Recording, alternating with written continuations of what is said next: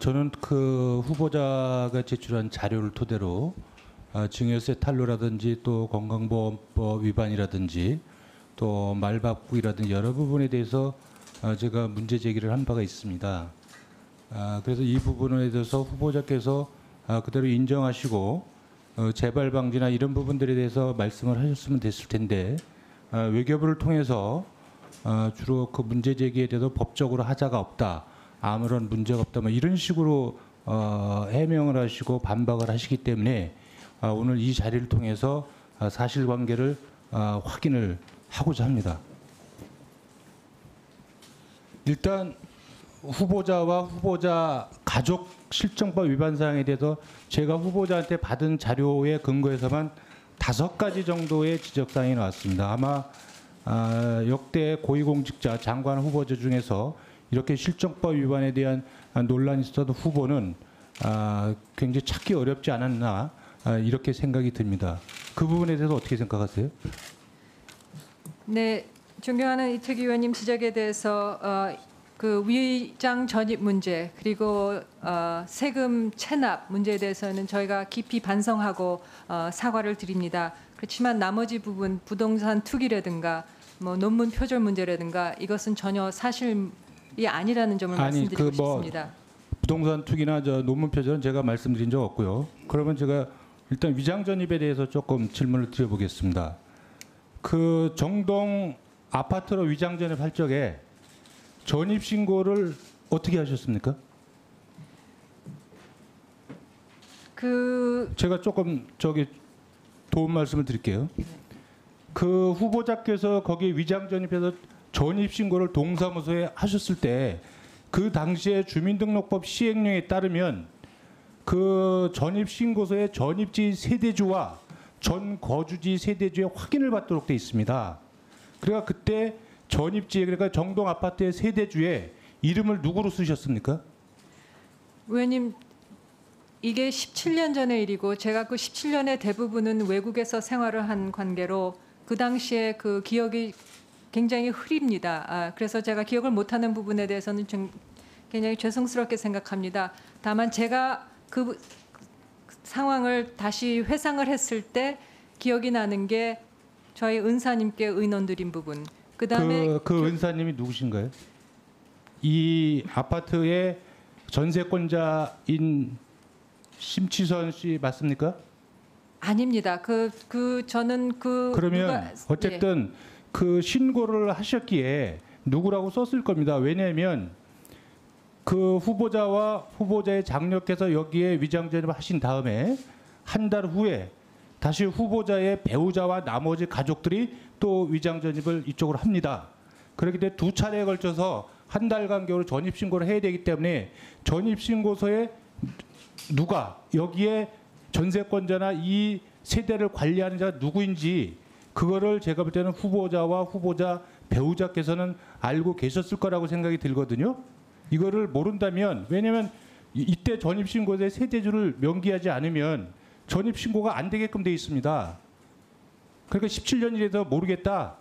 그러면 누가 사는지 소유주가 누구인지 전혀 몰랐다. 그러면 후보자께서는 여기가 친척집이라고 또 말씀을 하셨어요. 그죠? 친척집은 아닙니다. 왜? 전입신고를 당신께서 하셨기 때문에. 그럼 후보자 배우자께서는 모르고 친척집이라고 말씀하신 게 아니고 허위로 거짓말로 친척집이라고 말씀을 하신 겁니다. 이 부분에 대해서 어떻게 생각하세요? 네, 저희 남편은 정말 모르고 그냥 그렇게 답을 드린 거고요. 제가 아니, 모르는 게 아니고 여기가 친척집인지 아닌지는 알고 계셨을 거란 말이죠. 그러니까 친척집입니까 아닙니까? 이거를 배우자께서 모르실 수가 없습니다. 이걸 전입신고를 하셔야 하기 때문에 이 집이 그럼 지금 17년 전의 일이기 때문에 그때 세대주가 기억이 안 난다고 치더라도 이 집이 친척집인지 아닌지는 알고 계셨다는 거죠. 그러니까 그렇게 해야지만 이야기가 되고 그것까지 부정을 하시면 후보자께서 해명하신 논리나 어떤 근거는 전혀 성립될 수가 없습니다. 남편은 그야말로 아무것도 모르는 상황에서 그 당시에 이 전입은 제가 한 일이고요. 남편은 전혀 관여가 없었습니다. 아니 그러면 그럼 후보자께서 2번에 걸쳐서 전입 신고를 하셨다는 얘기인데 그런데 그때 세대주가 누군지를 모르신다는 것이 지금 17년 전 일이기 때문에 기억을 못 하신다.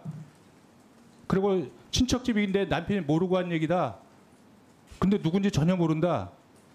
저는 상식적으로 납득하기 어렵다고 생각이 듭니다. 그러니까 그 아시는 은사께서 이 집을 소개시켜주면서 이 집이 누구라고 아마 분명히 이야기를 해줬을 겁니다.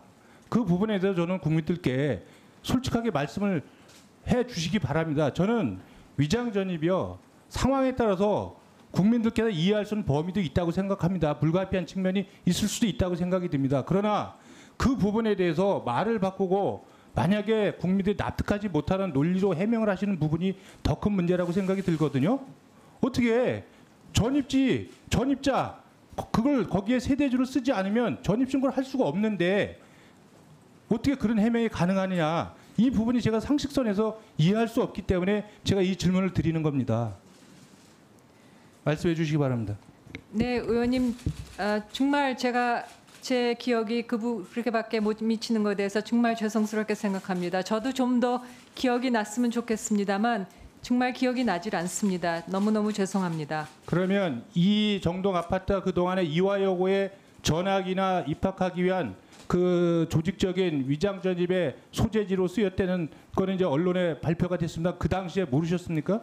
전혀 몰랐습니다. 이 아파트가 어떤 건지도 그러니까 아파트 주소는 아셨겠네요, 그죠? 전입을 그렇게 했으니까 주소는 제가 그러니까 이 주소를 네. 그 은사께서 말씀하십니다. 이리로 저기 전입을 해라, 전입을 하면 된다 이렇게 해서 이제 알선을 해주신 거 아니겠습니까? 그런데 그 전입 신고를 동사무소 가서 하셔야 되잖아요, 후보자께서. 그러면 이 전입지, 이 내가 옮겨가는 이 새로운 전입지의 세대주나 이 세대를 전입지로 관리하는 분이 누구라고 쓰셔야 됩니다. 그분의 확인을 받으셔야 돼요, 도장을. 그러니까 도장을 받으셨는데 누구냐 이걸 제가 여쭤보는 겁니다. 그리고 배우자께서 말씀하신 친척집이라고 하신 거는 명백하게 거짓말이다. 이 말씀을 제가 드리는 겁니다. 네, 너무너무 죄송합니다. 제가 학교를 지나다니면서 저기에 정동 아파트가 있구나 하면서 지나다녔지만 그래서 이 주소가 정동 아파트라는 거는 알았고, 그렇지만 거기에 누가 살고 있고 전세 세입자 관계가 어떻게 되는지에서 전혀 모르는 상황에서 일을 진행했는데요. 정말 그 세 부분에 대해서 전혀 기억이 나지 않는 거에 대해서 정말 죄송스럽게 생각합니다.